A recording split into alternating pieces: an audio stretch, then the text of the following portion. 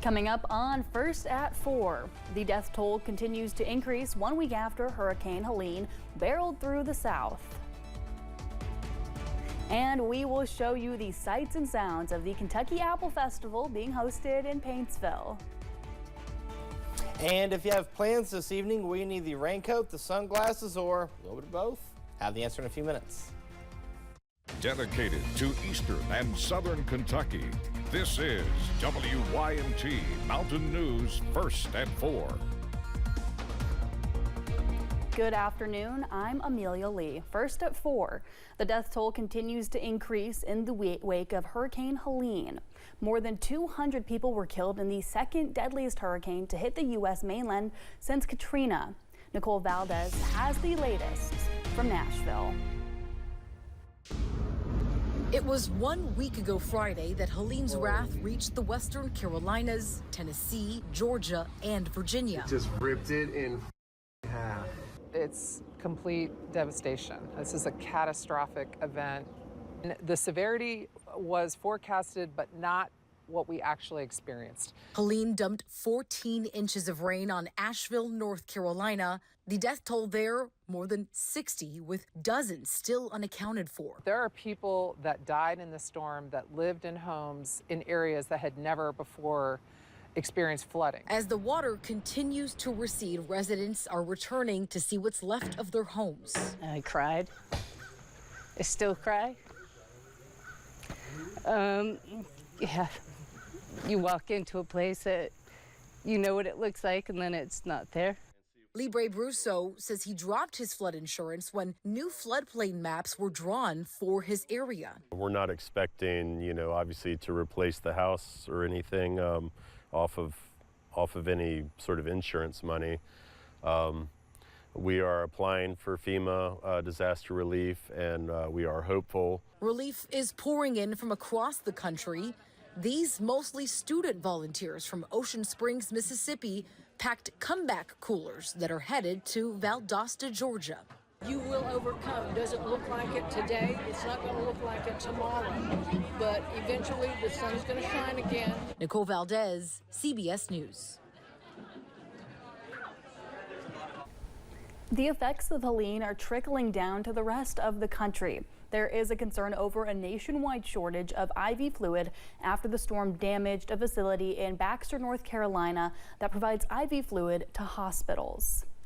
The Kentucky Blood Center is trying to make up for lost donations after hundreds of blood drives in the path of Helene were canceled.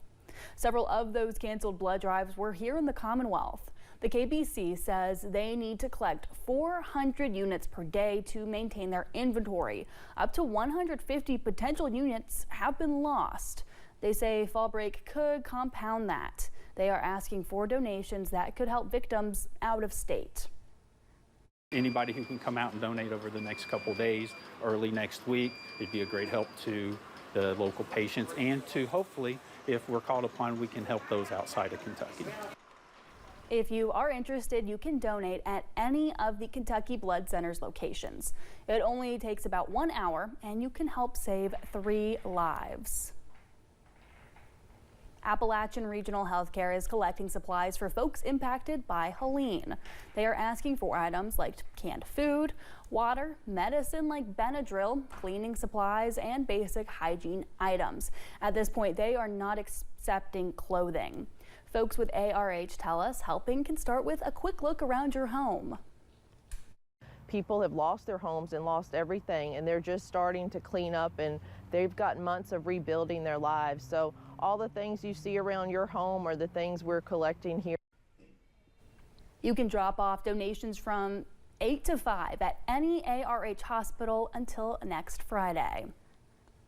Our parent company, Gray Media, is also teaming up with the Salvation Army to help Helene survivors. You can scan the QR code. It's on your screen right now. You can donate with that. The money will go toward food, water, and long-term recovery services. Let's go to the Kentucky Apple Festival in downtown Paintsville. Sponsored by Appalachian Wireless.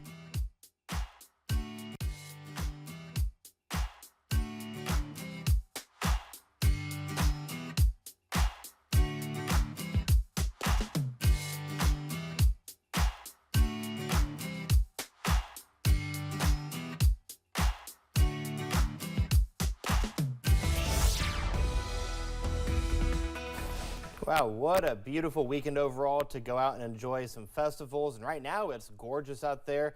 Take a look at live pinpoint Doppler radar. For the most part, we're seeing a clean sweep across eastern Kentucky. A few little renegade showers over towards Norton, Harlan, and then over towards Middlesboro, but that's it in terms of any type of rainfall. Right now, we're seeing a mixture of sun and clouds out there. Temperatures not bad, way above normal for this time of year. We're sitting at 81 in Hazard. Jackson is at 82. Keep in mind, we should only be at 73 for this time of year.